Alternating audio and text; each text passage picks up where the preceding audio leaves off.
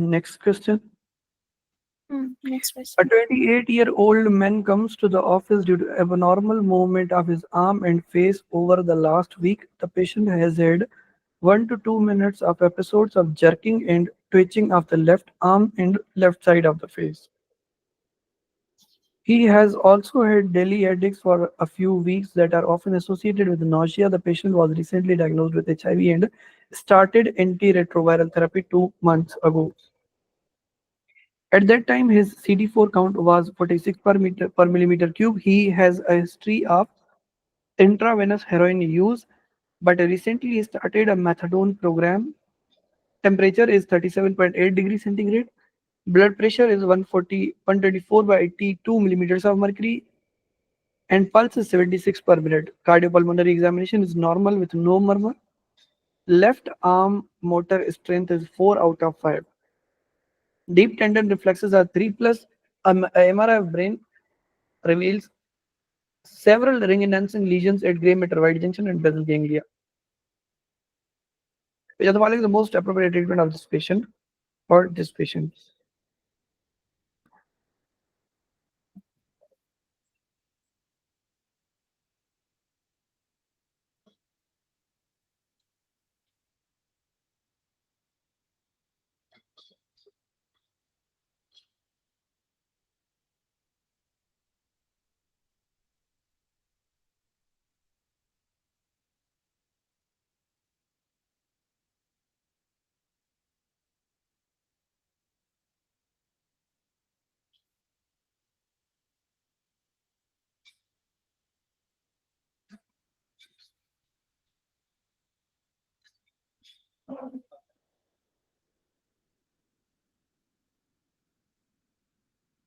क्या अटेम्प्ट करोगी आप? मुझे तो ये टॉक्सो लग रही है, तो मैं सल्फाडाइजिन के साथ जाऊंगी। सेम टॉक्सोप्लाज्मा एन्केफेलाइटिस सिम्टम्स में headache, confusion, fever, focal neurologic deficits और सीजर्स. डायग्नोसिस में AIDS with CD4 plus count of less than 100 पर mm3. हाँ, बस यही बात थी जो मैंने ऊपर डिस्कस नहीं करी, तो मैंने सोचा नीचे आ जाएगी. कैसे पकड़ा हमने इसको?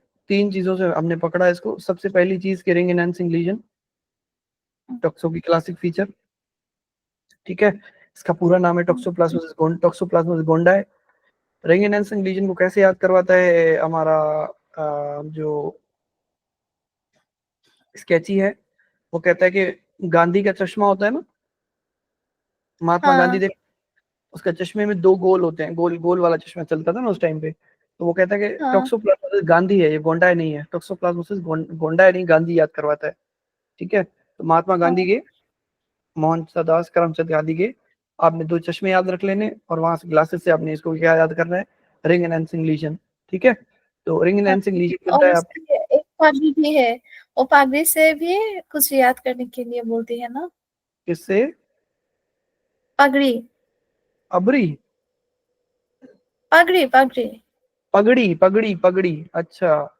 हाँ अच्छा, टर्पन. आई डोंट रिमेम्बर, बट मुझे ऐसे याद रह जाता है टॉक्सोप्लाज्मा. वैसे मैं गांधी का बहुत बड़ा फैन हूँ, तो मुझे इसलिए ये चीजें याद रह जाती हैं. मतलब आई फॉलो हिम हाँ समटाइम, तो इस वजह से. ठीक है, तो टॉक्सोप्लाज्मा गोंडाई. ठीक है, तो ऐसे याद करते हैं गांधी टॉक्सोप्लाज्मा गांधी.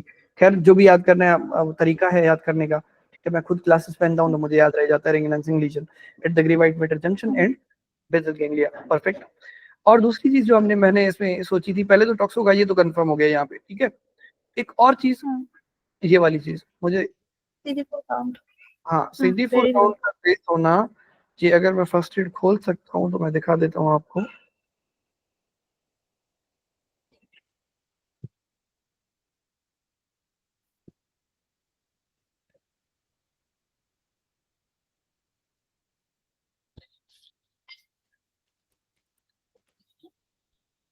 ये क्या है आपा? कौन सी लैंग्वेज में लिख लिया मैंने? उर्दू में? नहीं आएगी।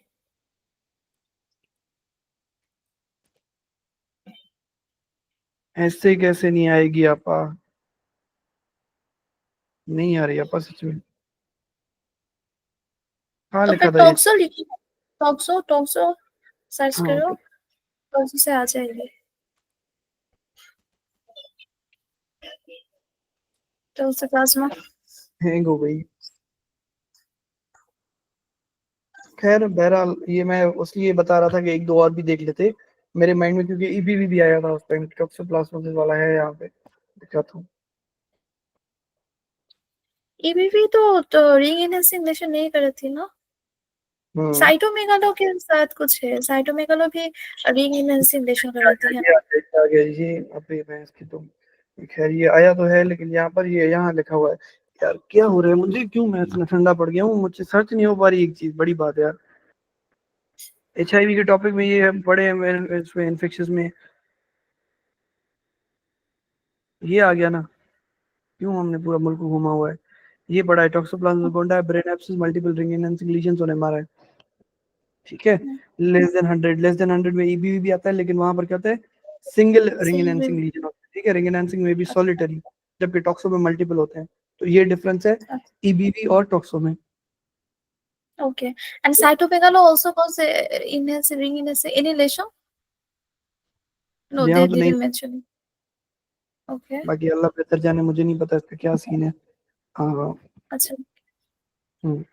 मेरे लिए फिलहाल ये है ईबीवी और टॉक्सो, दो डायग्नोसिस थे मेरे माइंड में। टॉक्सो इसलिए क्योंकि मल्टीपल रिंग इनहेंसिंग। गुड। ठीक है।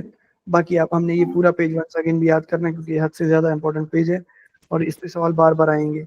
यू नीड टू रिमेम्बर के कितने CD4 काउंट के बाद क्या चीज आपको काम की है। ठीक है। क्या नाम है, डॉक्टर आपा, ये लो डॉक्टर आपा, आगे चलो। पॉजिटिव टॉक्सोप्लाज्मा गोंडाई IgG जो यहाँ पर मेंशन्ड नहीं थे, कहीं आगे सवाल में देगा, याद कर लो कि आप इसकी सीरोलॉजी करते हो या IgG देखते हो, तो उससे आपको पता लग जाता है कि टॉक्सोप्लाज्मोसिस का इन्फेक्शन चल रहा है। ठीक है। सल्फर डायजीन एंड पैरीमेथामीन प्लस ल्यूकोवरिन, ल्यूकोवरिन फोलेट होता है, और मेथोट्रेक्सेट पैरीमेथामीन, इनका काम एक ही तरह का होता है। ये आपके जो बायोकेम में TMP-SMX वाला लिखा हुआ है, वहां पर ये चीज मेंशन की हुई है इन्होंने। स्टेप 1 के फर्स्ट एड में जहां पर आपका बायोकेम में TMP-SMX का मेंशन, ये यहाँ पर मेंशनड है, देख लो। ट्राइमेथोप्रिम सल्फामेथोक्साजोल का TMP हो या मेथोट्रेक्सेट हो या पायरीमेथामीन हो, तीनों का काम होता है डायहाइड्रोफोलेट रिडक्टेज को बंद करना। अब यहाँ पर नीचे इन्होंने मेंशन भी किया हुआ है कि आपका जो ह्यूमन है उनमें आपको मेथोट्रेक्सेट यूज करना होता है, बैक्टीरिया के लिए ट्राइमेथोप्रिम, प्रोटोजोआ जैसे टॉक्सो तो पायरीमेथामीन could also be used in human. ठीक है। ओके। ओके। ठीक है। Okay.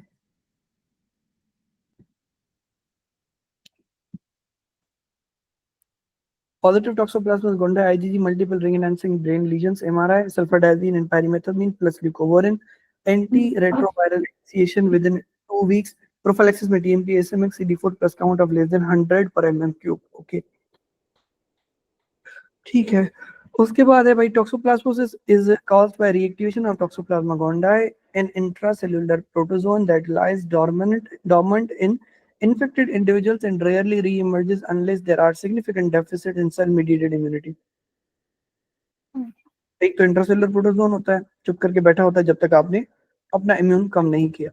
Patients with advanced AIDS who have CD4 plus counts of less than 100 per mm cube are at a greatest risk as high as 30%.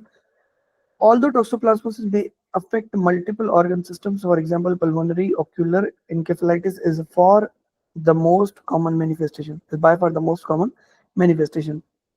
Patients with toxoplasmic encephalitis usually develop headaches, focal neurologic deficits, altered mental status, and fever. Laboratory studies may be normal, but MRI of the brain usually reveals multiple ring enhancing lesions with the preference for basal ganglia. There is no reliable test for toxoplasmic encephalitis. Toxoplasmic encephalitis. The diagnosis is generally made by suspicious clinical symptoms, positive T. gondii IgG serology, test for toxoplasmic encephalitis. और ये चीज मैंने आपको ऊपर ही कर दी, बता दी कि multiple ring enhancing lesions with the preference of basal ganglia के साथ साथ आपको क्या करना पड़ेगा, सीरोलॉजी करनी पड़ेगी। ठीक है, हम्म, बाकी okay. And characteristic central nervous system findings on MRI, ठीक है। Treatment with several weeks of sulfadiazine and pyrimethamine plus leucovorin to prevent hematologic side effects is required. Hmm, antiretroviral, that means folate deficiency. हाँ बिल्कुल Leucovorin is हम्म, बिल्कुल। असल में ये होता है कि आपका जो थायमिडिलेट सिंथेज एंजाइम है ना आपका, जो यहाँ पर हम हम्म, पढ़ते हैं ये वाला एंजाइम थायमिडिलेट सिंथेज, हम्म, इसके साथ हम्म. मसला ये होता है कि ये ज्यादा काम तब करता है, अच्छा वो 5-fluorouracil के This लिए वो वाली, thymidine synthase enzyme need dihydrofolate, no? Dihydrofolate or tetrahydrofolate. It need folate hmm. to convert DTMP, to हाँ, convert यहाँ पर DTMP. एक और कॉन्सेप्ट हाँ, है जो हम स्टेप 1 में पढ़ते थे, वो नीचे हेमेटो में लिखा हुआ है कि अगर आप हाँ, ल्यूकोवरिन इनके साथ देते हो, ट्राइमेथोप्रिम मेथो अपना टीएमपी एमटीएक्स या पैरीमेथामिन के साथ, तो इनका काम थोड़ा सा लिटिल बिट स्लाइटिशली कम होता है, ठीक है, लाइक इनका इसका इफेक्ट कम मतलब होता है। हाँ leucovorin is the natural the हाँ it work like a folate. हाँ, So वो if जो it work काम, like a folate, हाँ वो तो फोलेट के काम, DNS is हाँ वो इनके photolysis. काम को रिवर्स करता है, लाइक आपने फोलेट दे दिया, सही है। हाँ, तो लेकिन 5-fluorouracil का काम एनहेंस होता है बाय गिविंग ल्यूकोवरिन। हालांकि 5-fluorouracil का हाँ, काम भी वही होता है अल्टीमेटली जो इनका काम होता है, एमटीएक्स जीएमपी और पायरिमेथामिन का, कि फोलेट हाँ, की प्रोवाइड ना होने देना, या फिर आपका वो एंजाइम को डायरेक्टली इनहिबिट करना, ताकि आपका टीडीएमपी ना बने, डीएनए ना बने, आपकी सेल साइकिल ना हो, आपके जो सेल्स हैं इन्फ्लेमेटरी सेल्स वो आगे ना बढ़े, या टॉक्सिक के सेल्स आगे ना बढ़े, डिवाइड ना हो फर्दर मोर। लेकिन मसला ये होता है जब आप फोलेट देते हो तो आपका जो थायमिडिलेट सिंथेज है वो बहुत ज्यादा अच्छे से काम करता है, और 5-fluorouracil उसको बहुत अच्छे से ब्लॉक कर सकती है। इट इज लाइक बकरी को घास खिला के हलाल करना।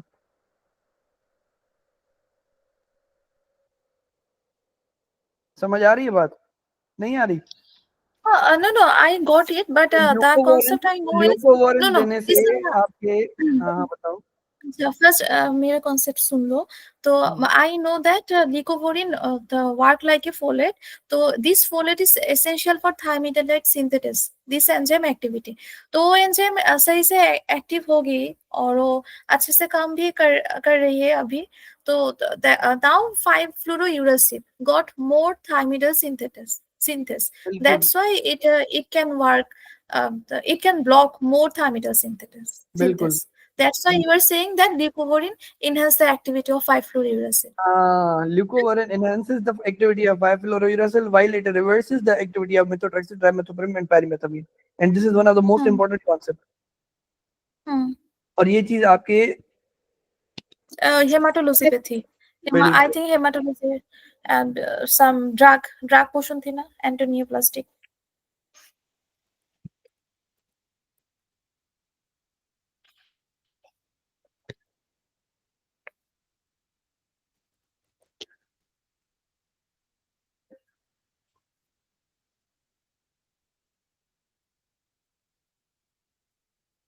This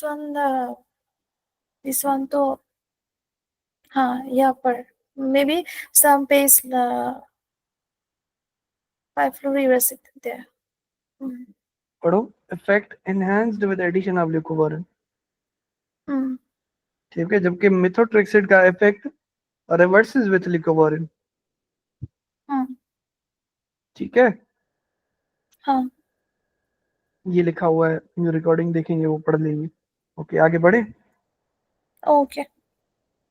हैंडफुट माउथ सिंड्रोम करवाता है, हैंडफुट सिंड्रोम करवाता है, sorry, palmar plantar erythrodysesthesia, adverse effect है 5-fluorouracil का। Palmar plantar erythrodysesthesia, hand foot syndrome. एक है हैंडफुट माउथ सिंड्रोम कॉक्सिकी ए वाला, दूसरा है hand foot syndrome as an adverse effect Okay. Of, क्योंकि ये एलर्जिक इफेक्ट लग रहा है मुझे 5-fluorouracil का। पामर प्लांटर एरिथ्रोडिसएस्थेसिया, एस्थेसिया बोलते हैं सेंसेशन को, डिस मतलब पेनफुल, Hmm. ठीक है। Okay. Antiretroviral therapy should be initiated 2 weeks within 2 weeks of toxo treatment. Once the patient Same delivering thing. tolerating We everywhere we get now the when we have to start the antiretroviral therapy after 2 weeks, either for those toxo, either any viral infection, anywhere. not already on antiretroviral treatment. Simple इसका मकसद ये है, आपने antiretroviral therapy दे दी तो immune reconstitute हो जाएगा और वो टॉक्सो को देखेगा अपनी बॉडी में, तो वो बहुत ज्यादा उसके अगेंस्ट इन्फ्लेमेशन जनरेट करेगा.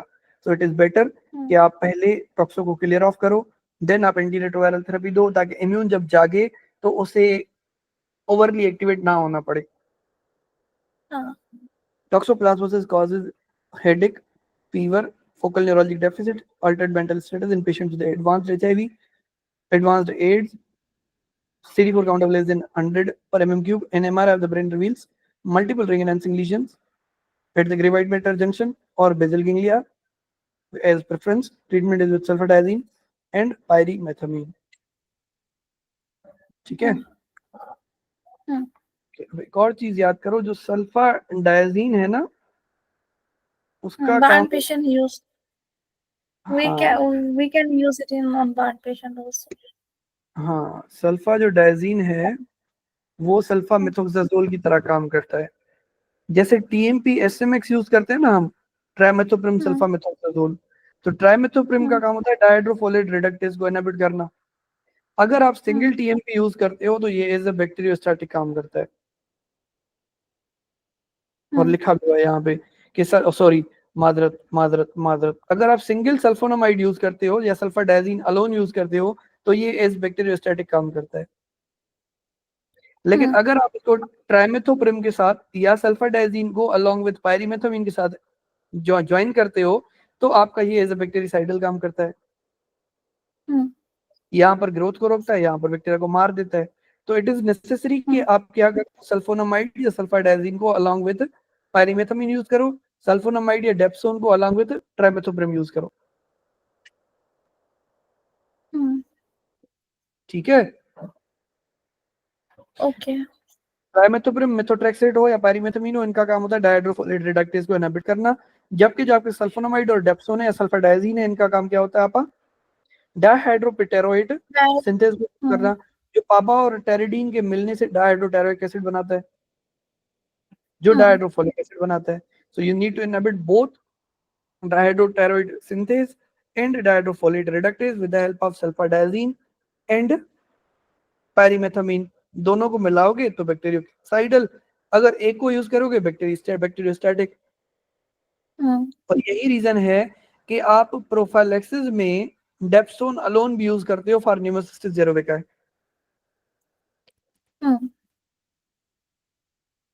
देखो लिखा हुआ है यहाँ पे कि ट्रीटमेंट और प्रोफाइलैक्सिस में DMP SMX pentamidine dapsone prophylaxis is a single agent or in combination with और treatment in combination with TMP.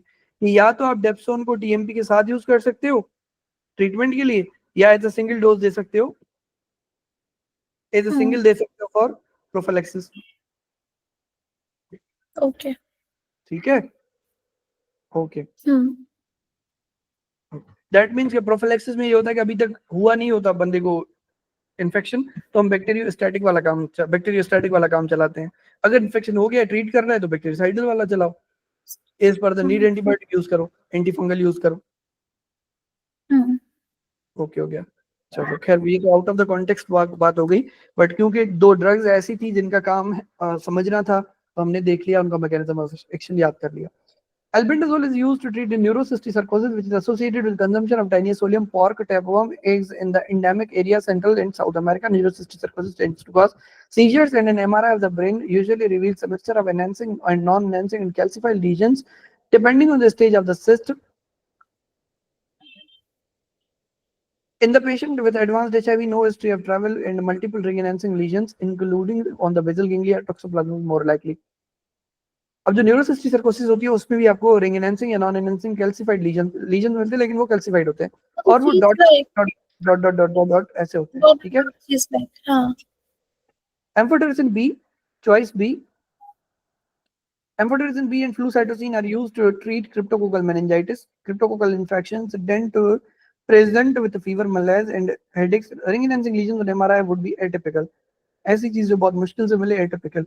Typical का मकसद है कॉमन, जो हर एक बंदे को मिल रही हो. ठीक है. Okay. A brain biopsy should be considered only in patients not responding to initial treatment because it is invasive and associated with a high risk of complications. Toxoplasma is treated presumptively in patients with characteristic clinical, serological and MRI findings. कि biopsy करने से पहले ही आप उसको presumptively treat कर सकते हो. ठीक है. Rather than taking risk of getting biopsy, अब डायरेक्टली उसको ट्रीट करो. नहीं हुआ तो कोई और डायग्नोसिस बना लेंगे और क्या. ठीक है. ओके. वैनकोमाइसिन एंड सेफ्ट्राइजोन, वो मुझे याद आता है क्लेमाइडिया वाला. उसके लिए अपना गोनोरिया होता है मोस्ट ऑफ द टाइम ना. क्लेमाइडिया जिस भी बंदे को आप अंटिल आप उसको रूल आउट नहीं करते, आप ट्रीटमेंट दोनों का देते हो डॉक्सी के साथ साथ. But if you get a single thing in that, reason then मुझे you ये have to keep आता that. है, उसका रीजन मुझे ये समझ में आता है कि फॉर सपोज अगर आप NAAD करो, ठीक है, डायग्नोसिस के लिए, Yeah. उसमें आपके 10-15 हजार रुपए खर्चा आ जाएगा PCR करवाने का. लेकिन आपको सेफ्ट्राइजोन 200-300 रुपए की मिल जाएगी. तो बेटर इट इज कि आप पेशेंट की रिसोर्सेज जाया ना करो, ट्रीटमेंट लगा दो. अगर नहीं भी होगा तो कोई नुकसान नहीं है. ठीक है. व्हेन और ये होती है ऑलमोस्ट यंग पीपल के जो एंड्योर कर सकते हैं एंटीबायोटिक्स का, धज का. ओके. चॉइस ई क्या है? Vancomycin and ceftriaxone are used empirically for bacterial meningitis. Vanco and ceftriaxone are used empirically for bacterial meningitis. Bacterial meningitis typically presents acutely within 1 day with fever, severe headache, and altered mental status. Knuckle rigidity may also be present. Enhancing lesions are uncommon. नहीं मिलते. ये वही आपा जो पीछे पड़ गया हो तुम अभी, वेनको और सेफ्ट्राइजोन का यूज. लेकिन Empiric वहां पर भी antibiotic. उनका केस था. ठीक है. सेफ्ट्राइजोन फॉर स्ट्रेप्टोन्यूमो और आपके ओवरऑल अपना नजरिया मेनिंजाइटिस. बाकी vancomycin for resistant strains of strepto pneumo. A 36-year-old woman comes to the office due to right lower extremity rash.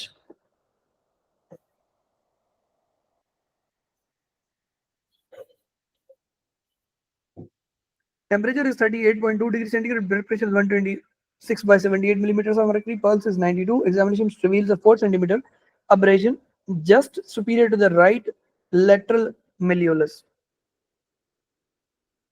No purulence or induration is present, but there are several tender erythematous streaks extending proximally from the wound towards the knee. Tender enlarged lymph nodes are also present in the right popliteal fossa, which are the following the most appropriate treatment for this patient. Okay.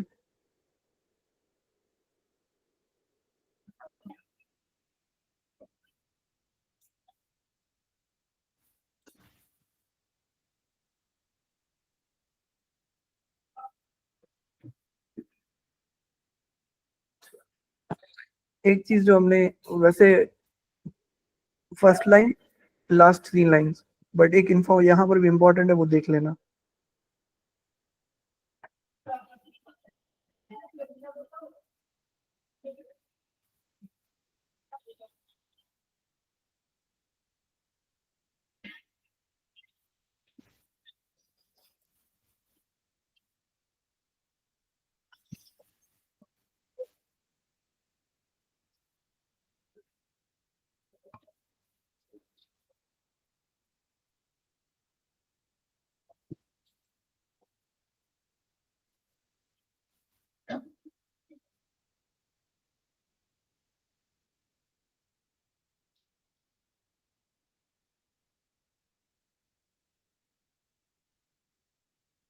जी आप क्या attempt करोगी?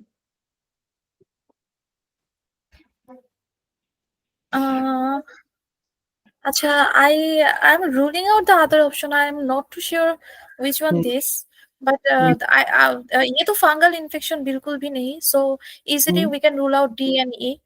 And penicillin we give it in syphilis or this kind of thing. Na? So we can rule out this one also.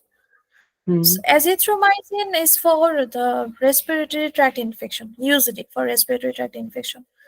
So we can rule out this one also. Now the fact is Cipro and cephalexin. Cipro resistance is very high, and usually we are not giving Cipro. So I will go with cephalexin. Good. I'm not too sure about the diagnosis. हाँ नहीं, मैंने कर लिया है उसमें diagnosis, मुझे भी समझ इतनी खास नहीं है, लेकिन मुझे ये पता था कि इसको रोड ट्रैफिक एक्सीडेंट है, जिसकी वजह से शायद मैं सेलुलाइटिस की तरफ जा रहा था या इस तरह का कोई इन्फेक्शन जा रहा था। ठीक है, आइट्राकोनाजोल ग्रेसिफोल्विन मुझे भी नहीं करना था, सिप्रो मुझे भी नहीं करना था, गट का कोई इन्फेक्शन था नहीं तो मुझे दिल नहीं कर रहा था। रेजिस्टेंस वाली बात तुम्हारी सही है, ना यूटीआई था ना गट था, तो क्यों ही करूं, स्किन का मसला था। ठीक है, सेलुलाइटिस का एजिथ्रोमाइसिन रेस्पो के लिए यूज होता है मोस्ट ऑफ द टाइम।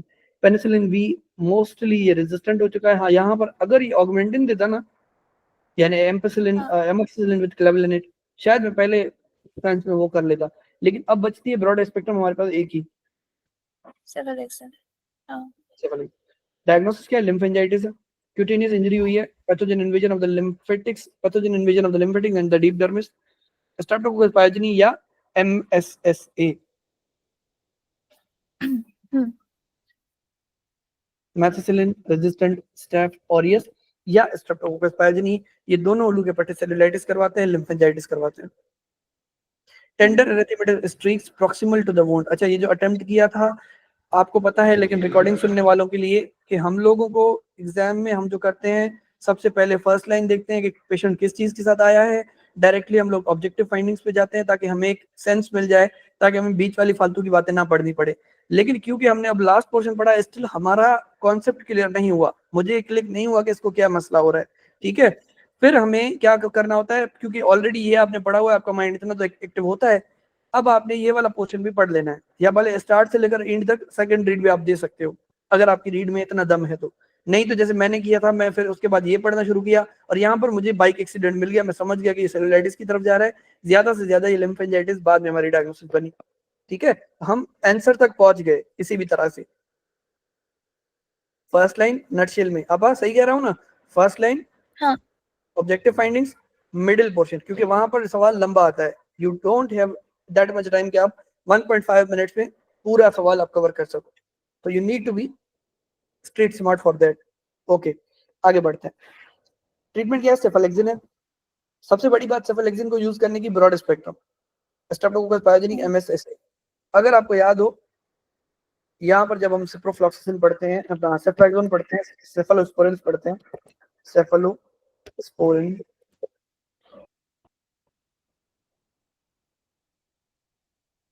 सेफालेक्सिन कौन से उसमें आता है आपका जनरेशन में? Cephalexin I think 2 ना 1, अच्छा 1 cephalexin। सेफालेक्सिन जो है वो सेकंड जनरेशन में आता है, फर्स्ट जनरेशन में आता है, मादर फर्स्ट जनरेशन में आता है। ग्राम पॉजिटिव कोका है, जो आपके स्टेप और स्ट्रैप दोनों कोकस होते हैं। ठीक है, proteus mirabilis, klebsiella pneumonia, cefazolin used prior to surgery to prevent staph aureus के वुंड इन्फेक्शन। ये इंपॉर्टेंट है हद से ज्यादा, कि जब आप सर्जरी करते हो, इंसेशनल जो आप सर्जरी करते हो, इंसेशन देते हो, उसमें आपको सेफाजोलिन यूज करना होता है prior to doing surgery to prevent staph aureus के इन्फेक्शन। और जो असल में मैं आपको इसलिए यहाँ पर लाया था, जो मरसा है, यहाँ पर एक बात लिखी हुई है इन्होंने कि जो मरसा है, organisms typically not covered by first to fourth generation cephalosporins are जो फर्स्ट टू फोर्थ जनरेशन में आपकी ये मोस्टली कवर नहीं होते। लिस्टेरिया एटिपिकल्स में क्लेमाइडिया माइकोप्लाज्मा, मरसा और आपका एंटेरोकोकाई। अब एक चीज आपने भी मुझे नहीं बताई, जो भंड मैंने मारा था, हमारे सवाल में MSSA लिखा हुआ है, not MRSA। MRSA is methicillin resistant staph aureus, MSSA is what, methicillin sensitive, जिसपे आपका फर्स्ट जनरेशन सेफालोस्पोरिन्स काम कर सकते हैं।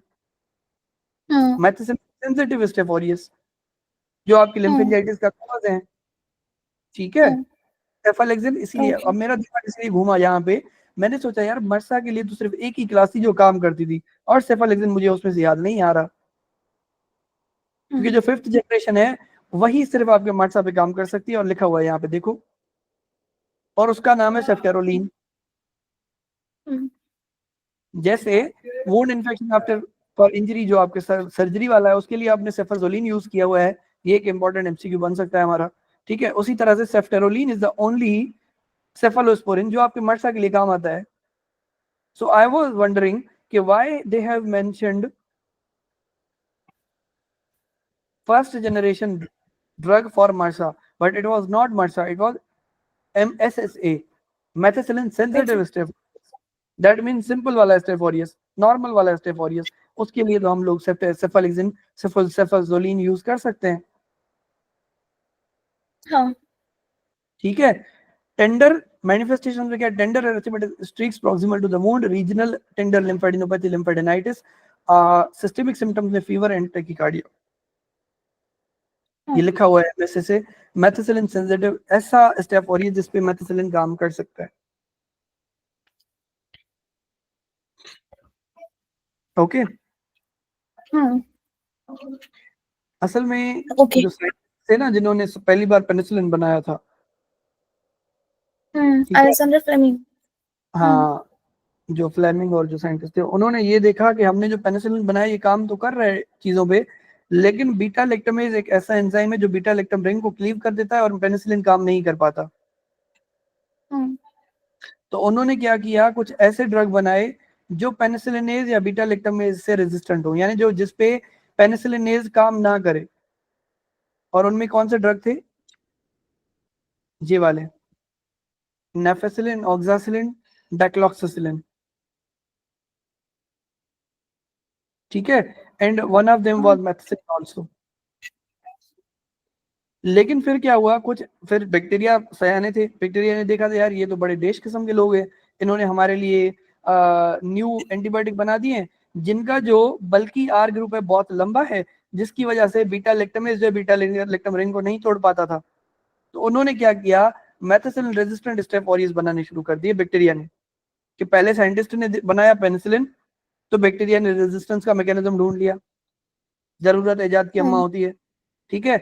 फिर साइंटिस्ट ने क्या किया, ऐसा पेनिसिलिन बनाया जिसपे बीटा लैक्टमेज काम नहीं करता था. फिर बैक्टीरिया ने कहा तुम्हारी ऐसी की तैसी, उन्होंने फिर मरसा बना दिया. लेकिन मरसा के पास क्या सीन था, अब मरसा बीटा लैक्टमेज वाले मैकेनिज्म को तो नहीं तोड़ सकता था, उसने क्या किया, पेनिसिलिन बाइंडिंग प्रोटीन को अल्टर कर दिया, जिसके साथ हमारा पेनिसिलिन इनिशियली बाइंड करता था. तो देयर इज ऑलवेज अ वे, ये नेचर का असूल है. पहले साइंटिस्ट ने वे निकाला, फिर बैक्टीरिया ने वे निकाला. अल्टीमेटली आपने क्या किया, आपने फिर क्या किया, पेनिसिलिन सेंसिटिव वाले जो पेनिसिलिन से एमॉक्सिसिलिन, एम्पेसिलिन, एमाइनो पेनिसिलिन वही यूज किए. लेकिन आपने क्या किया, उनके साथ एक ढाल भेज दी, क्लेविलेनेट या क्लेविलेनिक एसिड. उस क्लेविलेनिक एसिड ने क्या किया, आपके जो बीटा लैक्टमेज है उसको अगेंस्ट वो खड़ा हो गया. ठीक है. कि पेनिसिलिनेज जो था उसको आपने रोकने के लिए या तो ये वाले एंटीबायोटिक बनाए थे, लेकिन ये काम नहीं कर पाते. तो अब आपने क्या किया, बीटा लैक्टमेज के अगेंस्ट जो है वो बीटा लैक्टमेज इनहिबिटर बना दिया, जिसको हमने बोला क्लेविलेनिक एसिड. तो ये एक मतलब एल्गोरिथम है जो मैं याद करता हूँ, बाकी आपकी अपनी मर्जी है, जैसे आपको याद होता है कर लो. मैं थोड़ा कॉम्प्लेक्स वे में याद करता हूँ, मुझे पता है, but this works for me. कि सबसे पहले साइंटिस्ट ने देखा बैक्टीरिया को मारने के लिए पेनिसिलिन बनाया, अगर पेनिसिलिन को तोड़ने के लिए बैक्टीरिया ने बीटा लैक्टमेज बनाया तो उन्होंने बीटा लैक्टमेज रेजिस्टेंट वाले पेनिसिलिन बनाए. फिर बैक्टीरिया ने क्या किया, तुम्हारे ऐसी की तैसी, उसने पेनिसिलिन बाइंडिंग प्रोटीन्स को ऑल्टर कर दिया, जिसकी वजह से आपके पास मरसा आ गया. अब मरसा का हल कैसे निकाले, हमने इसको वेंकोमाइसिन लगाया, वो इस पे एक्ट करता है. ठीक है. लेकिन उसके बाद भी हमने क्या किया, हमें हमें जरूरत थी ब्रॉड स्पेक्ट्रम एंटीबायोटिक, तो हमने क्या किया, एमोक्सिलिन, पेनिसिलिन और माइडोपेनिसिलिन यूज किए along with clavulanic acid. Why we use clavulanic acid to fight against beta lactamase, जो हमारे एमोक्सिलिन को तोड़ देता था normally. So we decided to use something जो एक ढाल की तरह काम करे. ढाल मींस प्रोटेक्शन. ओके. ओके. नहीं आया समझ, ऊपर से गुजर गया. मुझे तो समझ आ गई. ठीक है, आगे चलो, बस तुम्हें आ जाए, बाकी क्या है दुनिया खुद कर लेगी. Okay. This patient had a skin abrasion and subsequently developed tender erythematous streaks extending towards her knee and regional lymphadenopathy, raising a strong suspicion for acute infectious lymphadenitis. Most cases develop in the settings of cutaneous wound, which creates a portal for skin pathogens to enter the deep dermis and invade lymphatic channels. Patients generally have tender erythematous streaks extending from the wound towards the draining lymph node, regional tender lymphadenopathy, lymphadenitis, and systemic symptoms, for example, fever, are often present.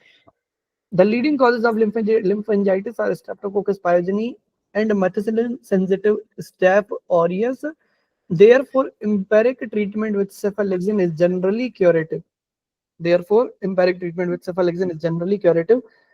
Choice A में azithromycin is often used for upper respiratory infection due to excellent activity against a number of gram-positive upper respiratory pathogens, including S. pyogenes. However, it is not regularly used for the skin and soft tissue infections due to limited activity against MSSA. Azithromycin रेस्को का antibiotic है, not for skin, not for derma, और ये चीज हमें already पता थी. ठीक है. Ciprofloxacin is primarily used for gram-negative bacterial infection, particularly those that arise below the level of the diaphragm. Obviously, बात है urinary tract या gut में, और ये चीज हमने ऑलरेडी ऊपर बता दी थी. It is limited activity against gram-positive bacteria and is not commonly employed for the skin and soft tissue infections. किसने कभी कब पढ़ा है हमने कि कभी से प्रो यूज किया हमने? हाँ, एंटीफंगल यूज करते हैं थोड़े बहुत. आओ देखो, antifungal ग्रेजिफोल्विन is an antifungal agent that is primarily used to treat fungal infections. Ringworm, डड्डू बोलते हैं हमारे. डड्डू क्या बोलते हो रिंगवर्म को तुम लोग? गोल गोल को दाऊद. क्या बोलते हो? गाउट? दाऊद. दाऊद. दाऊद. हाँ. अच्छा, सही है, ठीक है. This patient with a tender erythematous streaks and regional lymphadenitis following a cutaneous injury is far more likely to have a bacterial infection. This patient with a tender erythematous streaks and regional lymphadenitis, इसको ringworm कहाँ से होगा? पागल है कोई जो उल्लू का पट्टा होगा जो सोचेगा इसको रिंगवर्म है और ग्रेजिफोल्विन यूज करेगा. कट करो इसको. ओके, अगर किसी ने किया है तो मादरत, sorry. Okay, itraconazole is an antifungal agent that is often used to treat sporotrichosis, और हमने ये पढ़ा था उस दिन. इसमें nodular lymphangitis होती है. In contrast to acute infectious lymphangitis, nodular lymphangitis is marked by the formation of nodular swellings along the proximal lymphatic channel over the course of weeks, not days. Gardeners are classically affected. एक second.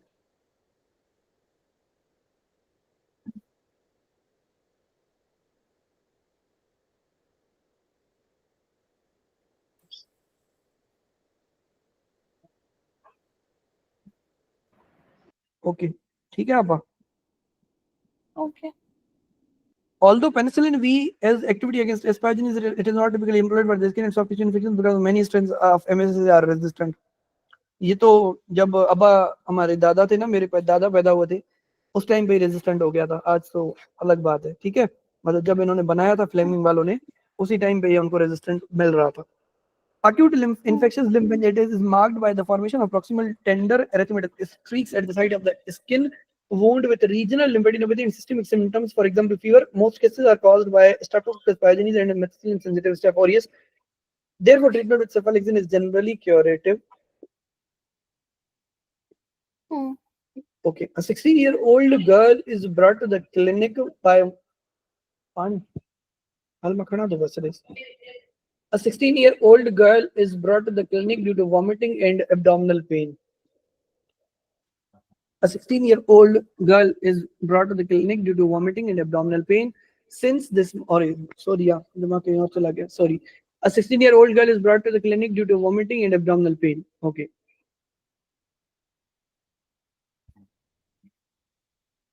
Temperature is 37.4 degrees centigrade, blood pressure 115 by 75 millimeters of mercury, pulse 95 per minute.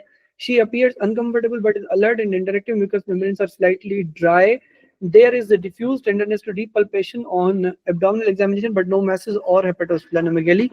The skin is well perfused and no rashes are evident. Which of the following is the most likely etiology of the patient's illness? Okay. Now, अगर अभी भी आपको click नहीं हुआ, अब आपने यहाँ से लेकर यहाँ तक अगेन अपने हिसाब से पढ़ लेना है.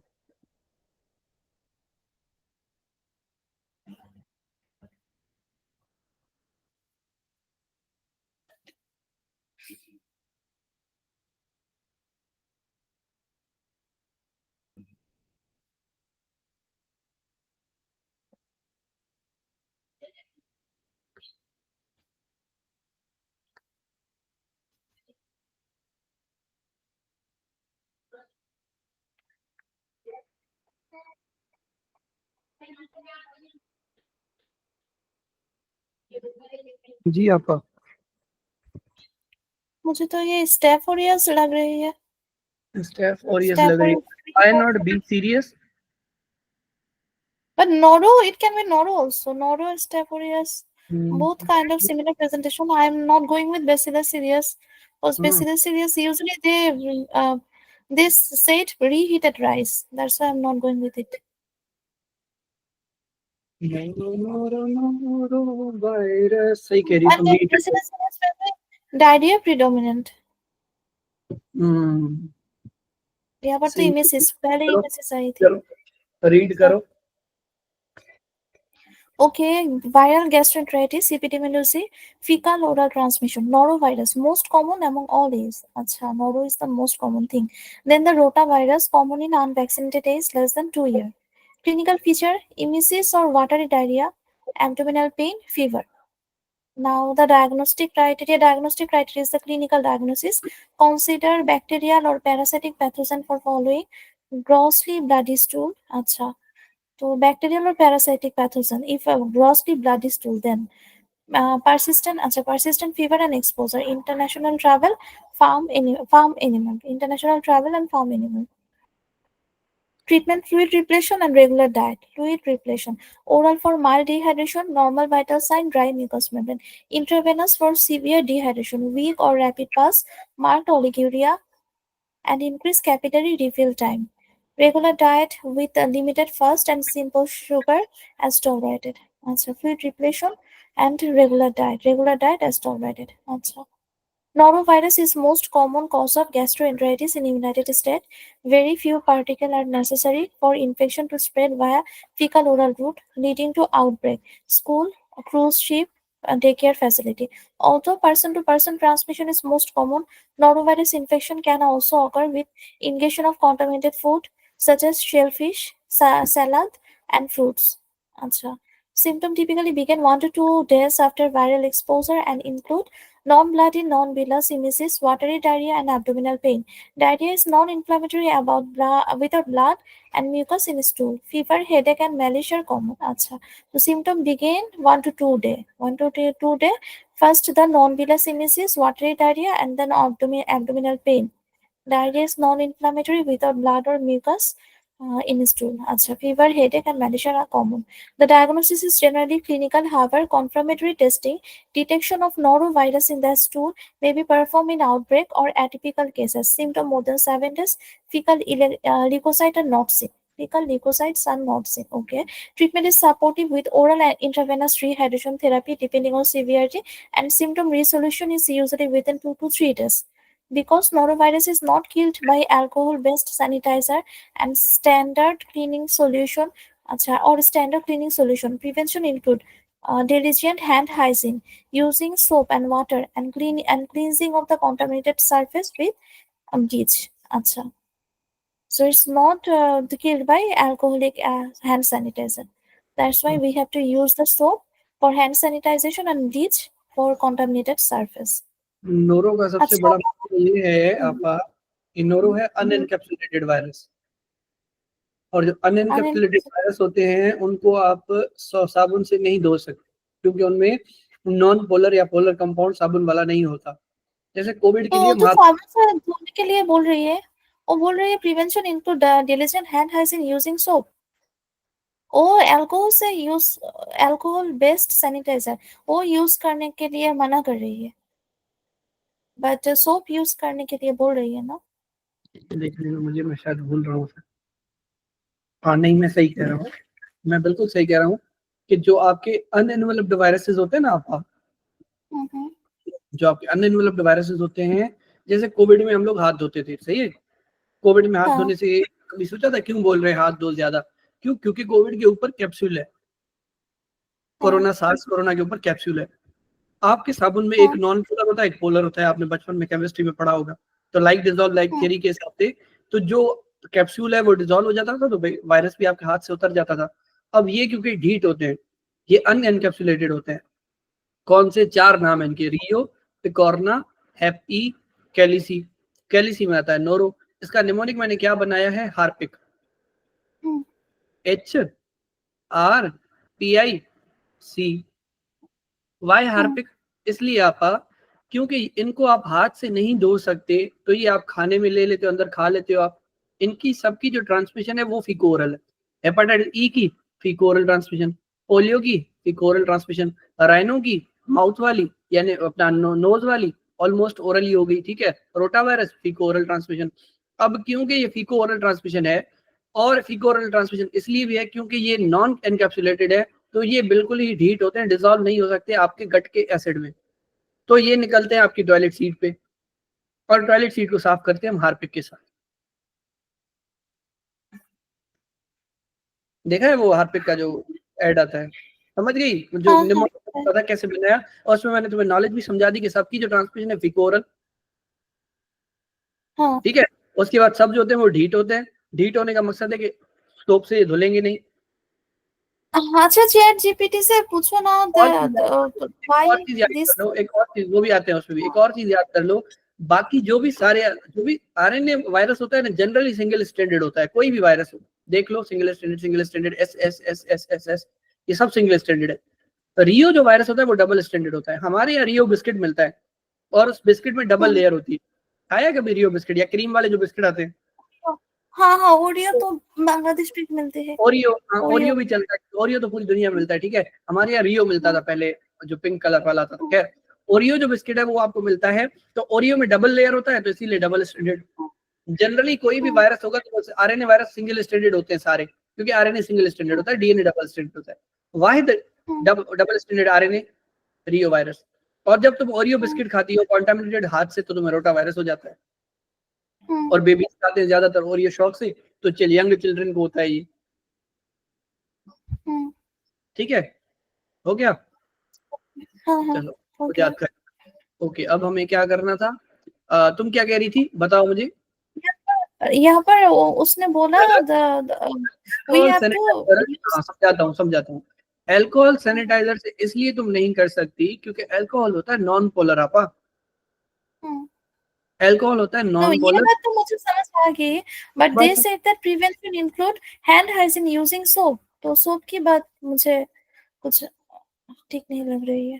ब्लीच वाला तो मुझे तो समझ आ रहा मैं है, सोप वाला मुझे भी ठीक नहीं लग रहा, क्योंकि मैंने कैप्लान सुना हुआ है, मुझे याद है। वो कहती है कि क्रूज शिप में आंटी है वो कैप्लान वाली जो पढ़ाती है, 2010 के लेक्चर जो थे, पुराने वाले लेक्चर, उसमें वो अच्छा। जो आंटी पढ़ाती है वो कहती है कि जो आप क्रूज शिप में अमूमन बच्चे जो थे वो हाथ भले धोएं, लेकिन स्टिल वो नोरो अगर लग गया तो लग गया, अच्छा। ठीक है। इसमें जनरली बता दिया हैंड हाइजीन का, इसमें कोई वो नहीं है इतना घुसने की बात। जो निमोनिक था वो अच्छा, समझा दिया, ओके। वायरस का बता दिया, आगे बढ़ो। Okay, we just have to remember, हाँ, तो no, because of that polar and non-polar thing, alcohol is not. We are not going to use alcohol sanitizer, but bill for general measure, maybe we are using soap and cleaning of contaminated surface with bleach. Bleach. अच्छा। Okay, आगे बढ़ो। Okay, choice A and E, Bacillus cereus and Staph aureus, our option. So the cause of foodborne gastroenteritis illness via ingestion of preformed toxin. Vomiting is the predominant symptom and typically begin within 6 hours of eating of the contaminated food. Okay, both are vomiting predominant.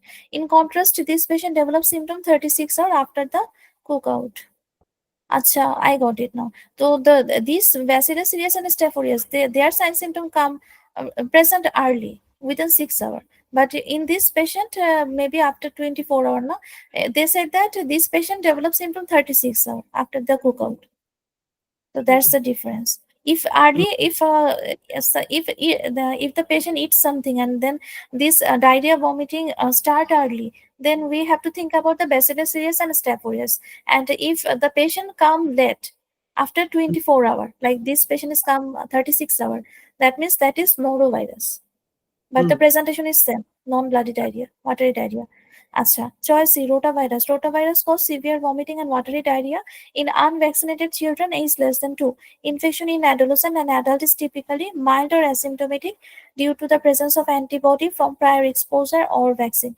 Rotavirus is less likely than norovirus in this symptomatic teenage patient. Acha, then choice D. Choice D, Shigella sonnei present with abrupt onset of high fever, abdominal cramping, and stool containing mucus or blood.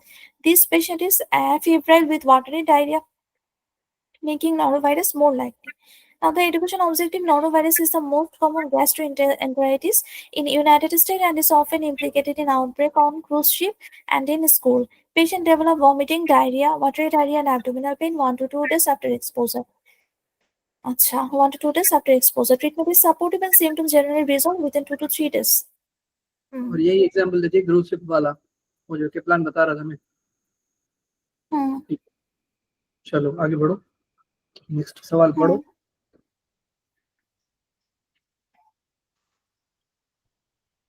Acha. Okay, what is the best next step in to help diagnosis this patient current condition? 44-year-old man come to the office for evaluation of skin lesion. The patient first noticed the lesion 8 weeks ago and it appeared flat at onset. There are no pain or itching, but its color has changed from pink to violet. He also reported an unintentional weight loss of approximately 8 kg over the past year. Temperature 37, blood pressure 115 by 70, pulse 80, respiration 14. Examination show anterior and posterior cervical lymphadenopathy. The lesion is shown in the image below. Now, what is the best next step diagnosis? 40 साल का बंदा आता है skin legion के साथ। पहले इसने notice किया था 8 वीक पहले, जो अपीयर था फ्लैट एट द ऑनसेट। कोई पेन नहीं, कोई इचिंग नहीं, from pink to violet convert हो गया। अनइंटेंशनल वेट लॉस हो रहा है 37.1 centigrade, 115 by 70, 80, 14। Examination anterior and posterior cervical lymphadenopathy दिखा रही है। क्या लग रहा है आपको आपका? ये HIV कैपोसी सार्कोमा हो रहा है इसको, ठीक है। हाँ। herpes simplex virus 8, endothelial tumor caused by human herpes virus 8, most common malignancy in patients with untreated HIV, endemic in African and Mediterranean regions. Cutaneous lesion, violaceous red or brown flat lesion grows in papules, most common along with skin folds. Pleuritis, pain, and friability are rare. Lymphedema distal to the lesions, visceral lesions, lungs, gastrointestinal tract, most common. May cause life-threatening bleeding.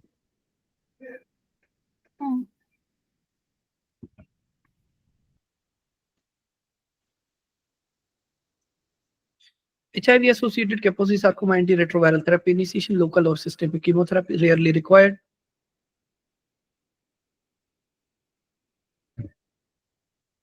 Endemic Kaposi sarcoma, surgery and local therapy are primary modalities.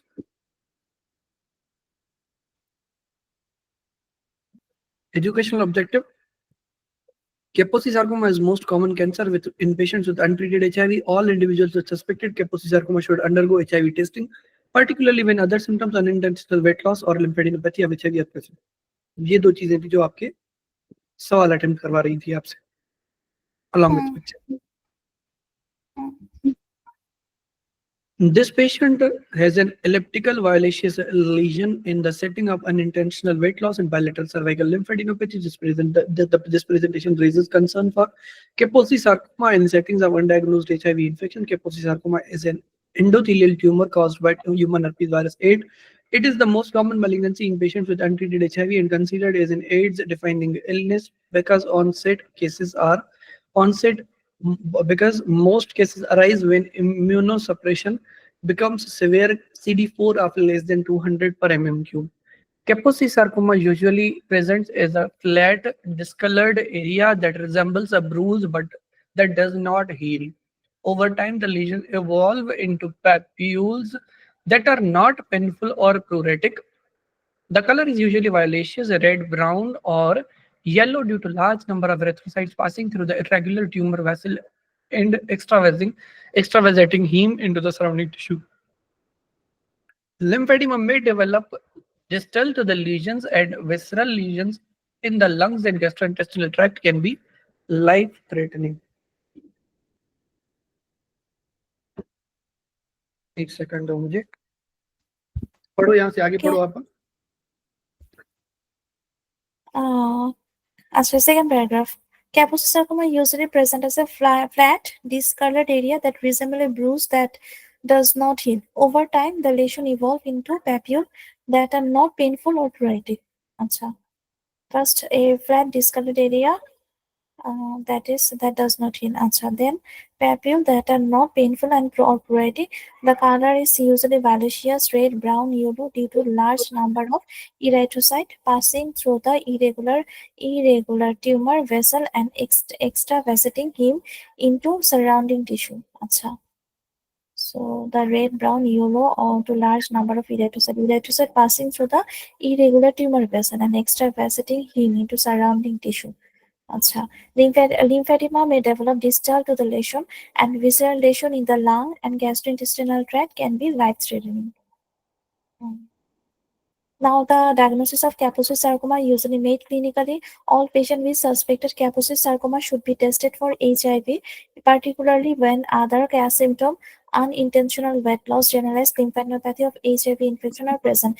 First-line therapy for HIV-associated Kaposi sarcoma is the initiation of antiretroviral therapy, which restores the immune response against herpes simplex virus 8 and usually lead to spontaneous remission.